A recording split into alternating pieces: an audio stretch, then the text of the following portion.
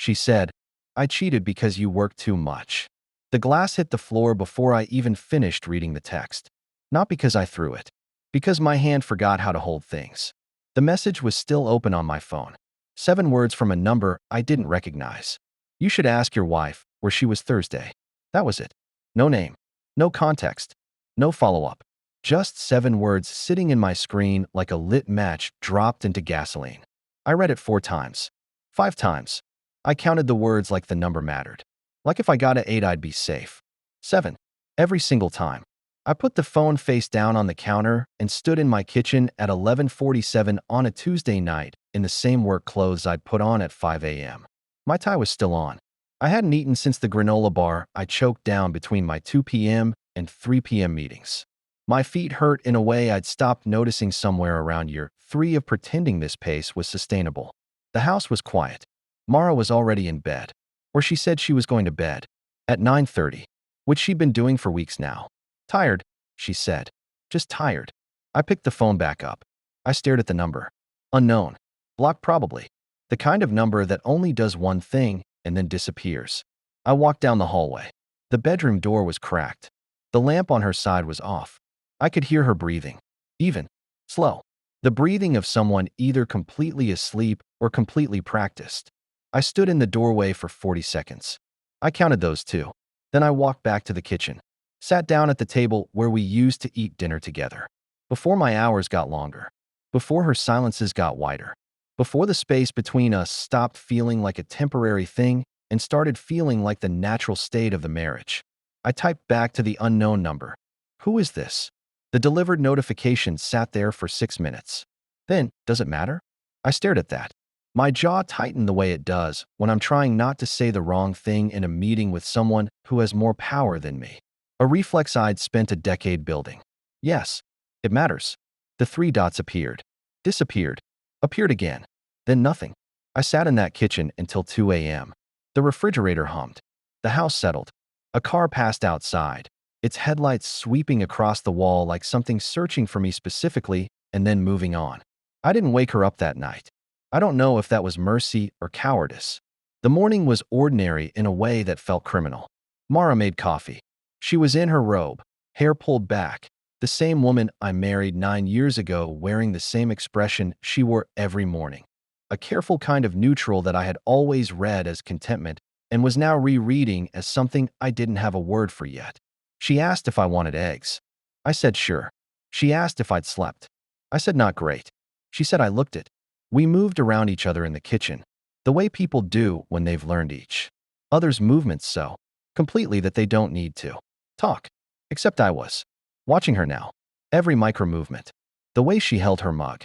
The way she didn't ask what was wrong even though she could clearly see that something was. She knew how to ask when she wanted to know. She wasn't asking. I left for work with the text still sitting unanswered in my phone and a plate of eggs. Half eaten at the table and a kiss on her cheek that she leaned into. Exactly like she always did, and I felt nothing when it happened, which was the worst part of the whole morning. I called the number from my car in the parking garage at work. It rang once. Twice. A man picked up. He sounded young. Mid-30s maybe. Calm. Like he'd been expecting this. I said, "Who are you?" He said, "Someone who made a mistake getting involved, but couldn't keep not saying something." I said, "What do you know?" He said, "I work with her. I've known for about 2 months. I saw something I shouldn't have seen and I kept it to myself. Too long. I'm sorry for that part." The parking garage smelled like oil and concrete. Somewhere above me, a car was pulling in. The sound of the engine echoed down the ramp like a slow approach. I asked him his name. He said it didn't change anything. I asked him who. He was quiet for 4 seconds. Then he said a name. I knew the name. I'd heard the name before. Mara had mentioned him. Twice. Maybe 3 times. A partner at her firm. The one who was leading the takeover of the Chicago account. The one who had worked late with her 3 weeks ago when I was in Dallas for a conference. And she called me at 10 p.m., sounding tired and said the work was never going to end, and I said I know the feeling, and we both laughed a little, and I told her I loved her, and she said she loved me back, and that was the last real conversation we'd had that felt like it was just us. I said thank you. I didn't mean it, and I did mean it at the same time. I hung up. I sat in that car for 22 minutes. I know because I watched the clock on the dashboard like it was the only fixed point in the universe. I was already 12 minutes late for my first meeting of the day. Then 17. Then 22. I got out of the car. I went to work. Because that's what I did. That's what I'd always done. That was, apparently, the problem. I didn't confront her that night. Or the night after. I watched instead. I watched the way she held her phone now. Angled away, screened down when she set it on the counter. I watched the way she laughed differently on calls she took in the other room. Higher. Lighter. The laugh of someone performing something. I watched the way she looked at me across the dinner table on Thursday night, with something behind her eyes that I can only describe now as guilt wearing the mask of exhaustion. I'd bought the mask. For months, I had bought it without question. On Friday, I left work at 3 p.m. for the first time in 4 years. I texted her, "Coming home early. Want to take you to dinner." The 3 dots took a long time. That's sweet. Big meeting ran over. Might be late. Don't wait up. I sat in our driveway for a minute. Then I drove to her office. Her car was in the lot. His car was in the lot. I knew his car because she'd pointed it out once, months ago. In a story about work she was telling me that I'd only half listened to because I was answering emails on my phone at the dinner table while she talked. I drove home. I made dinner. I waited. She came home at 8:15 and the dinner was cold, and she said she was sorry, and I said don't worry about it. And we ate together like a normal couple, and I watched her the entire time, and she never once flinched. That was almost more unbearable than the text. I asked her on Saturday morning. Not with anger. I'd spent the week burning through the anger until what was left was something colder and more precise. We were both home. She was reading on the couch. I sat down across from her in the chair by the window, the one she'd picked out when we moved in because she said it got the best morning light. I said, "I need you to tell me the truth about something." She looked up, put her book down, and I watched the calculation happen behind her eyes. The brief flash of something, not guilt, not fear, something more like recognition. Like she'd known this moment was coming and had already decided how she was going to handle it. She said, "Okay." I said his name. She didn't flinch, didn't reach for her book, didn't look away. She said, "How long have you known?" Not, "What are you talking about?" Not, "That's insane." Just, "How long have you known?" The air in the room changed. Not like something exploding, like something deflating, slow and inevitable, and already long finished before either of us acknowledged it. I said, "A week." Roughly. She closed her eyes, opened them, and for the first time in maybe a year, she looked at me with nothing covering her face. No mask, no managed distance, just whatever was actually there, which was complicated and sad and not the expression of someone who wanted to be caught, but also not the expression of someone who was entirely sorry they were. She said, "How long?" I said, "You tell me." She said, 3 months. The room was very quiet. I counted nothing this time. I just let the number sit there between us like a body neither of us knew what to do with. 3 months, 12 weeks, approximately 84 days of a marriage happening in the same house as something else. 84 mornings of coffee and routine. 84 nights of she's already in bed. She must be tired. I said, "Why?" And she said it. She looked me directly in the eyes, and she said it without hesitation and without cruelty, and without any indication that she understood what it was going to cost her to say it out loud. She said, "Because you're never here. Even when you're here, you're not here. I stopped feeling like your wife 2 years ago. I started feeling like the person who manages the house while you build someone else's dream." I didn't respond. She kept going. Like she'd rehearsed this. Like she'd said it to herself 100 times in the dark on all those nights I thought she was just asleep. "I stopped telling you things because you didn't have space for them. I stopped asking you things because you always made me feel like the asking was an interruption. I stopped reaching for you at night because I got tired of feeling like the warmth was just tolerance." Her voice didn't break. That was the part that reached into my chest and pulled. She wasn't crying. She was just finally, after apparently years of not being heard, speaking in a room where she had my complete undivided attention. She said, "I'm not saying what I did was right." I said, "Good." She said, "I'm saying I was disappearing. And he saw me." And there it was. That word. Saw. Not wanted me, or was better than you, or even made me happy. Just. Saw. I sat in that chair for a long time after that. Not moving. Not answering. The morning light she had always loved coming through the window behind me and hitting her face instead. She sat very still and let me look at her. And for the first time in a long time I actually did. I saw the circles under her eyes. The way her hands were folded too tight in her lap. The way she was braced for whatever I was about to do, like someone who had accepted the consequences and was just waiting for them to arrive. I said, "When you said I was never here, how long were you hoping I'd notice before you stopped hoping?" She thought about it, really thought about it. She said, "About a year before he and I started talking." So it had been 3 years. The drift had been 3 years. The affair had been 3 months. But the actual loss, the real loss, the slow, quiet erosion of whatever it was we had, that had been 3 years in the making while I was in conference rooms and on red-eye flights and answering emails at the dinner table, while she was disappearing on the couch we bought together. In the light of the chair she picked for its warmth. We didn't scream. We didn't throw things. We didn't call lawyers that day or that week. We did something I hadn't expected and still don't entirely know how to explain. We talked. For 6 hours we sat in that living room, and we talked the way we apparently hadn't talked in years.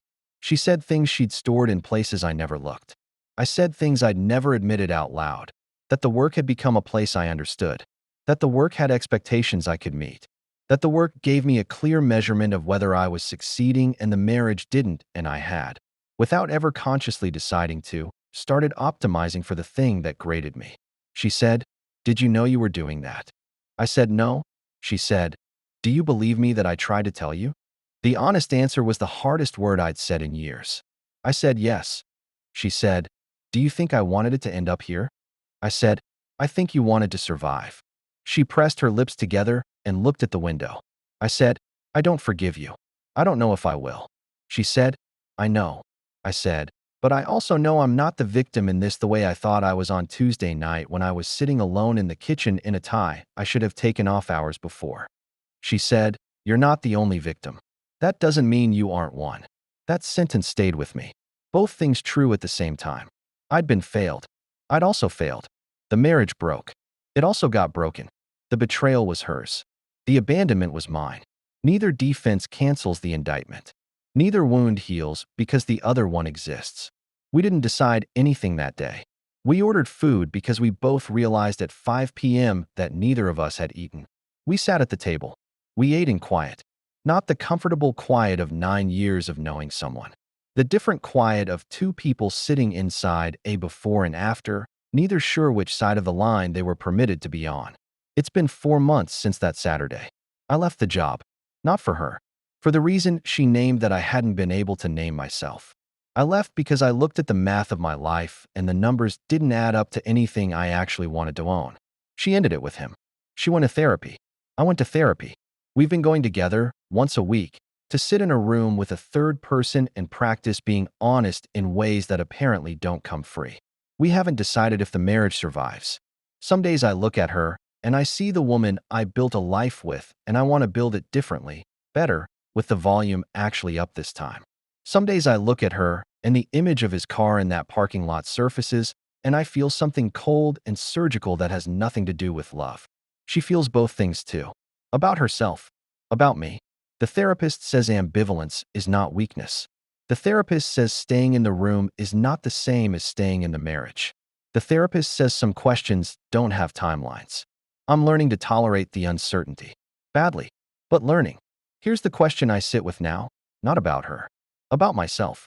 If I had come home at 3 p.m. 3 years ago, if I had put the phone down at dinner, if I had noticed the withdrawal before it became a wall, if I had treated the marriage with half the strategic attention I gave every quarter review at a job that didn't know my wife's middle name or what she looked like when she was genuinely laughing versus when she was managing the room, would this have happened? Maybe not.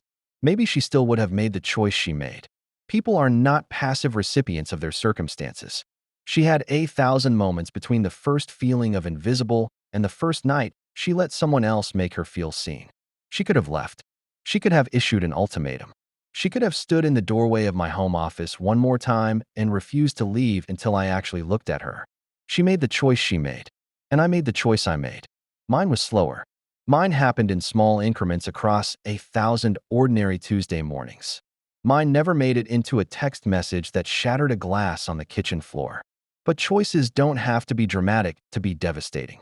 Some of the worst things we do to each other, we do quietly, consistently, with our backs turned, facing something that feels urgent while the thing that actually matters waits in the other room until it stops waiting and finds something else. So here is where I leave you. Not with an answer.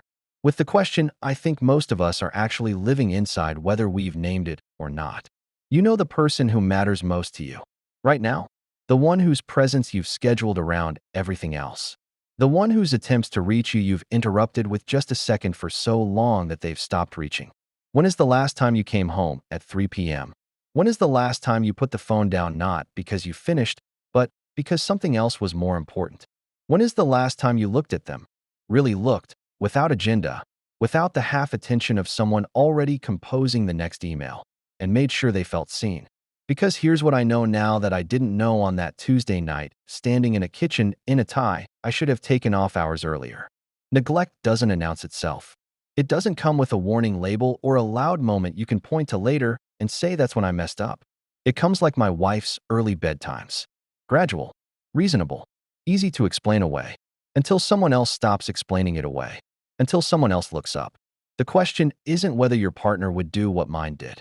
The question is whether you'd even notice if they were already disappearing. And if the answer makes you uncomfortable, good. That discomfort has a name. It's called not too late.